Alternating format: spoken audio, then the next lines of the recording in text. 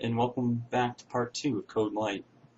So going back to the BCI, the brain-computer interface, I wanted to show you how you can connect your mobile phone to your mind and look at some of the general metadata that it's capturing beyond the inertial sensors and the functions that you can create based off of the general profiling. So let's start and take a look.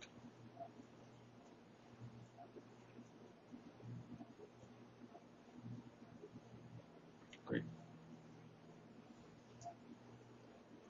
Activity looks good. Let's begin capturing. Here we go.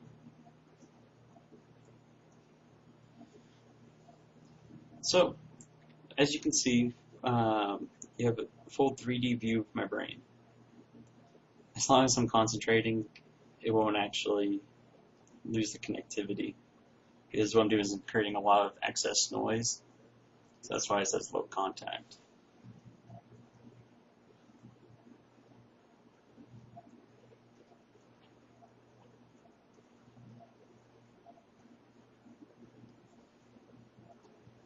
I'm going to take the brain model, we can move it around, see where areas are active.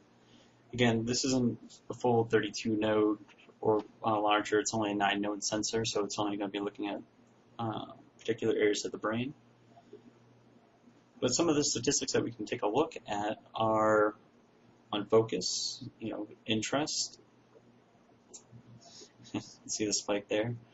Whether or not I'm relaxed, stress level, if someone's excited.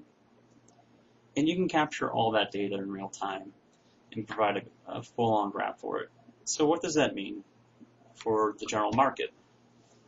If a great example would be marketing. So let's say if you're providing a sales pitch and you take your general demographic that you're pitching your idea to, and each person has this device on. Now what you're doing is you're aggregating all the emotional logs, whether somebody's engaged, somebody feels stressed, somebody's excited about a certain topic that you're discussing.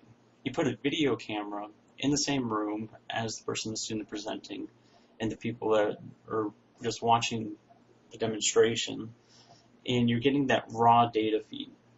So you can always get haptic feedback post your sales pitch to kind of get some additional insight from the end users. But if you really want some raw emotional data, this would actually be a great application for that. And you can actually use sensors beyond these general 9 sensors to get a clearer picture as well. So by doing that, you cross-reference the person's emotional state on the timeline with the timeline of your video, and you can isolate your presentation down to specific areas of interest for a certain market demographic or on certain types of content. And then you can trim it down. So when you do your final presentation, whether you're in a conference meeting or you're just on the general sales floor, you know what to focus on and what are going to be the key pointers that are going to make you successful, and take out the rest of the garbage off to the side. Yeah, again, just something I wanted to show. You can actually get raw EEG data off of this as well. There's different licensing that's applied to it. But if you're trying to do some neurology R&D, or you're trying to get a full visual interpretation of the human mind, this may be a great opportunity to do so.